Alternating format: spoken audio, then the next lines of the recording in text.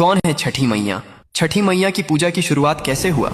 जब सृष्टि की शुरुआत हुई तब ब्रह्मा जी ने अपने कमंडल से जल उंडेला और सृष्टि का निर्माण प्रारंभ किया, लेकिन सृष्टि अधूरी थी। पुरुषों के बिना स्त्री शक्ति का अभाव था। ब्रह्मा जी ने स्वयं को दो भागों में विभाजित कर लिया, एक पुरुष भाग जो सृष्टि का आधार बना और दूसरा स्त्री भाग जो प्रकृति देवी के रूप में प्रकट हुई। यह प्रकृति देवी ही सृष्टि की अधिष्ठात्री थीं, जिन्होंने स्वयं को 6 भागों में विभाजित कर लिया। इन 6 भागों को षड्मातृकाएं कहा जाता है, लेकिन छठी मैया का स्वरूप इनसे अलग और विशेष था। वे ब्रह्मा जी के मन से उत्पन्न हुई। मार्कंडेय पुराण में स्पष्ट उल्लेख है कि सृष्टि के छठे दिवस पर ब्रह्मा जी ने उन्हें जन्म दिया ताकि वे संतान की रक्षा का दायित्व संभालें। ब्रह्मा जी के मन से उत्पन्न हुई, इसलिए मानस पुत्री कहलाती हैं। ब्रह्म वैवर्त पुराण में बताया गया है, जहाँ छठी मैया को सूर्य देव की बहन बताया गया है। सूर्य देव ने अपनी बहनों की रक्षा के लिए छठी मैया को विशेष शक्ति प्रदान की। कथा के अनुसार जब सूर्य देव अपने रथ पर सवार होकर आकाश में विचरण कर रहे थे तो राक्षसों ने देवलोक के बच्चों को नुकसान पहुंचाना शुरू कर दिया। सूर्य देव ने अपनी छोटी बहन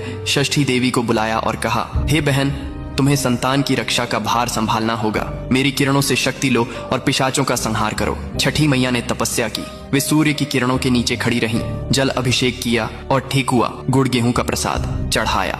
उनकी तपस्या से प्रसन्न होकर सूर्य देव ने उन्हें अमृता और रक्षा शक्ति का वरदान दिया। पिशाचों को हराकर बच्चों को बचाया। इस कथा से छठ पूजा में सूर्य और छठी मैया की संयुक्त पूजा की परंपरा चली। पुराणों में कहा गया है कि छठी मैया बिल्ली के रूप में भी प्रकट होती है, क्योंकि बिल्ली माँ की तरह बच्चों की रक्षा करती है, रात में जागती रहती है और खतरे से पिशाचों को हराकर बच्चों को बचाती है। इसीलिए उन्हें छठी मैया कहते हैं, जो छठे दिन जन्मी और छठे दिन पूजी जाती है।